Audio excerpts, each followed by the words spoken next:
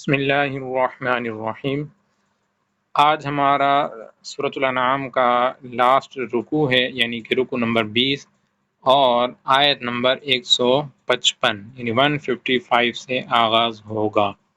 تو آئیے تجوید و مخارج کے ساتھ قرآن پاک کو پڑھنے، سیکھنے، سمجھنے کی سعادت حاصل کرتے ہیں۔ اللہ پاک نور قرآن سے ہمارے سینوں کو منور فرمائے۔ اعوذ باللہ من الشیطان الرجیم، بسم اللہ الرحمن الرحیم۔ وَهَذَا كِتَابٌ أَنزَلْنَاهُ مُبَارَكٌ فَاتَّبِعُوهُ۔ جہاں سے آیت نمبر 155 کا آغاز ہوا ہے،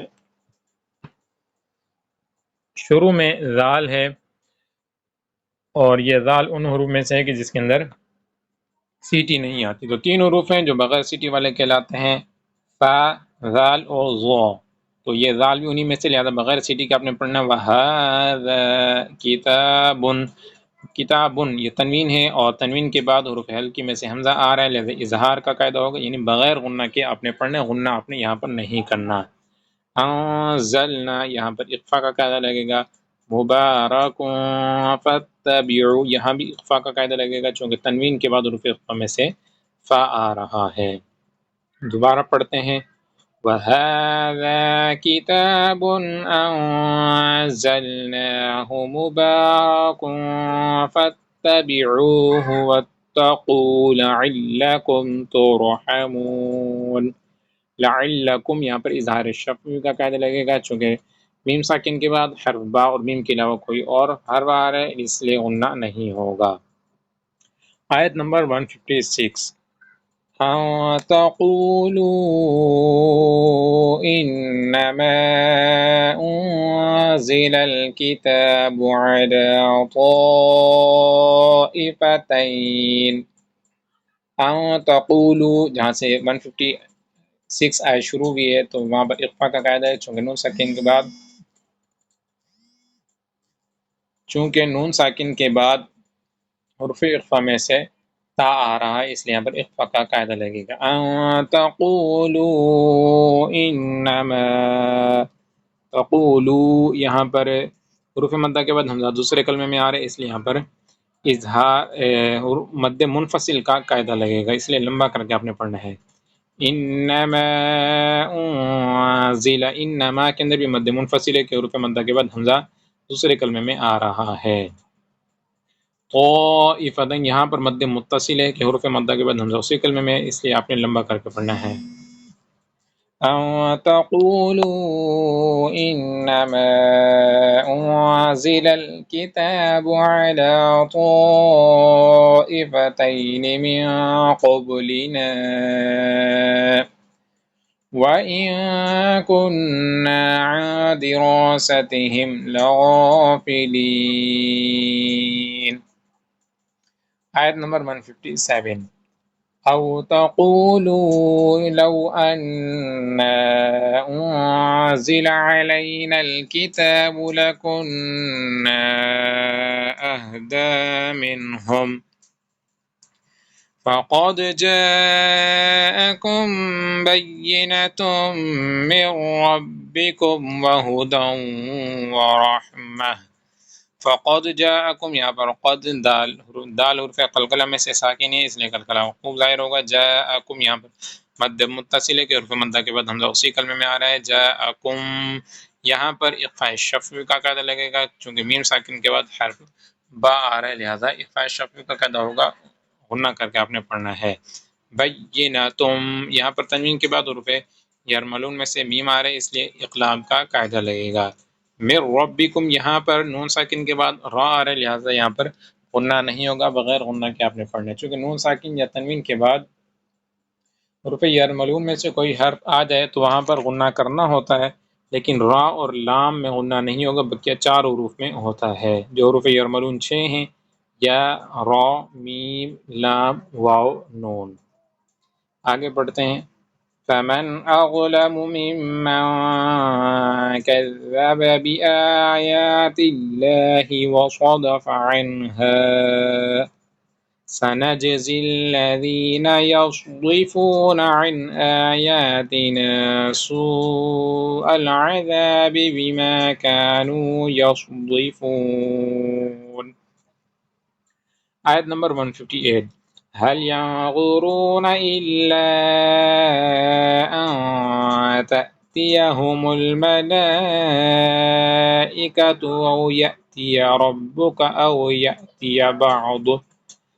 يأتي بعض آيات ربك يوم يأتي بعض آيات ربك لا ينفع نفسا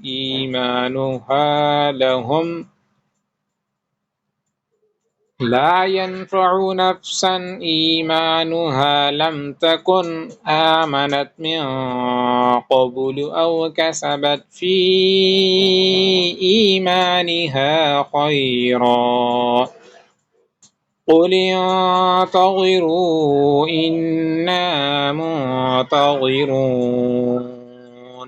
تو سامعین محترم، آپ نے توجہ رکھنی ہے کہ کون سا کس طرح سے پڑھا جا رہا ہے، کس طرح کہاں مدہ ہو رہی ہے. پھر بھی اگر کسی حوالے سے بھی آپ کو کنفیوژن ہو تو آپ ضرور کمنٹس کے اندر سوال کر کے آپ پوچھ سکتے ہیں. آیت نمبر 159.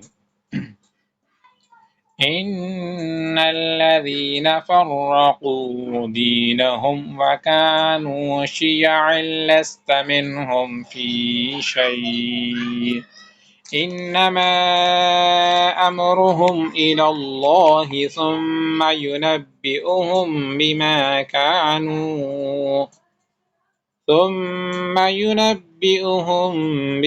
كانوا يفعلون. آیت نمبر 160 یعنی 160. من جاء بالحسنة فله عشر أمثالها ومن جاء بالسيئة فلا يجزى إلا مثلها وهم لا يظلمون. آیت نمبر 161. قل إنني هداني ربي إلى صراط مستقيم دينا قيما ملة إبراهيم حنيفا وما كان من المشركين. آیت نمبر 162. قل إن صلاتي ونسكي ومحياي ومماتي لله رب العالمين. آیت نمبر 163. لا شريك له وبذلك أمرت وأنا أول المسلمين. آیت نمبر 164. قل أغير الله أبغي ربا وهو رب كل شيء ولا تكسب كل نفس إلا عليها ولا تزر وازرة وزر أخرى ثم إلى ربكم مرجعكم فينبئكم بما كنتم فيه تختلفون. آیت نمبر 165. وهو الذي جعلكم خلائف الأرض ورفع بعضكم فوق بعض درجات ليبلوكم فيما آتاكم إن ربك سريع العقاب وإنه لغفور رحيم. صدق اللہ العظیم. الحمدللہ ہمارا 7واں پارہ نصف مکمل ہو چکا ہے. انشاءاللہ اگلے سبق کے اندر ہم سورۃ الاعراف کا آغاز کریں گے. کل تک کے لیے دیجیے اجازت. ویڈیو کو لائک بھی کر دیجیے گا، کمنٹس بھی کیجیے گا. اللہ پاک نور قرآن سے ہمارے سینوں کو منور فرمائے. السلام علیکم ورحمۃ اللہ وبرکاتہ.